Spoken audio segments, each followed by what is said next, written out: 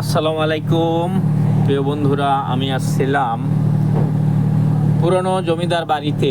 এখানকার জমিদার বাড়িটা অত্যন্ত নিপুণ হাতের কারুকাজে করা, এবং এই বাড়িটা মনে হয়, আমার ধারণা, আমি কাউকে এখানে জিজ্ঞাসা করিনি, আমার ধারণা যে এটা রং করা। কারণ রং করা না হলে এই বাড়িটা এত সুন্দর থাকার কথা না।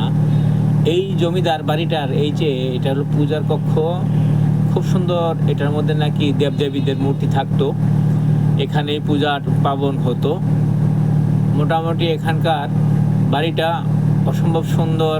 সময় সুযোগ পেলে চলে আসবেন, এটা ঢাকার কাছাকাছি, একদম ঢাকা থেকে মাত্র 72 কিলোমিটার।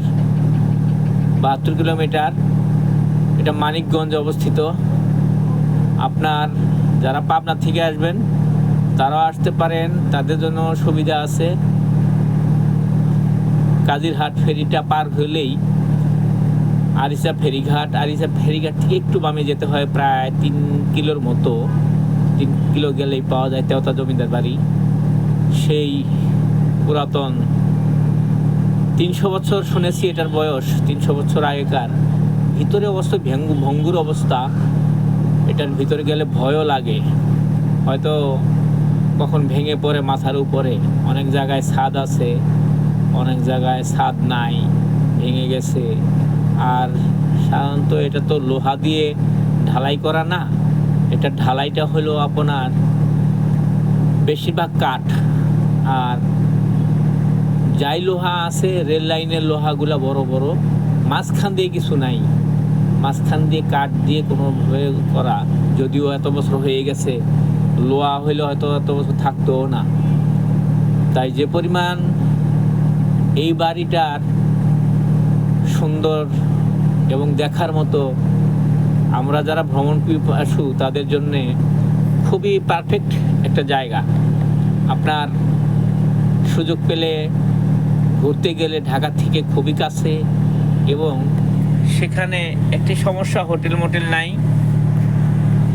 আমরা গিয়েছিলাম সকালবেলা, একটা মাত্র দোকান, রুটি বানায় বিক্রি করে ওরা। খানা দানাটা অত একটা ভালো না, কিন্তু জমিদার বাড়িটা ভালো। আর আরিচা ঘাট থেকে খেয়ে যারা যাবেন, আরিচা ঘাট থেকে খেয়ে যাবেন, তাহলে আপনাদের খাওয়ার এই সমস্যাটা হবে না। বিশেষ করে ওখানে দেখে ভ্রমণ করে আবার চলে আসলেন, আসার পরে মনে করেন যে আবার আরিচা ঘাটে এসে খাওয়া দাওয়া করলেন, সেটাও হয়। মাশাআল্লাহ, বরাবরই এই বাড়িটার 2য় তলায় আমি উঠে গেলাম এইমাত্র। দেখেন যে কত সুন্দর বাড়ি, বাম পাশে ভেঙে গেছে, তারপরে আমরা ডান পাশ দিয়ে ঘেসে চললাম। একটা দরজা, একটা জানলা, কিছু নাই। আমাদের দেশের এই একটা প্রবলেম, কেউ যদি বাড়িতে না থাকে, তার ঘরের দরজা জানালা ভেঙে মালামাল লুটে পুটে নেওয়া। এত সুন্দর একটা জমিদার বাড়ি ভ্রমণ পিপাসুদের জন্য খুবই পারফেক্ট একটা জায়গা। অথচ দরজা জানলাগুলো যদি থাকতো, কত সুন্দরই না লাগতো।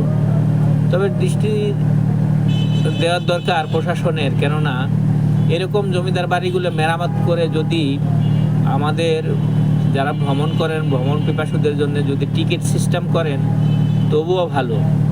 তবুও মানুষ এখানে দেখতে পারলো সুন্দর জায়গাগুলা।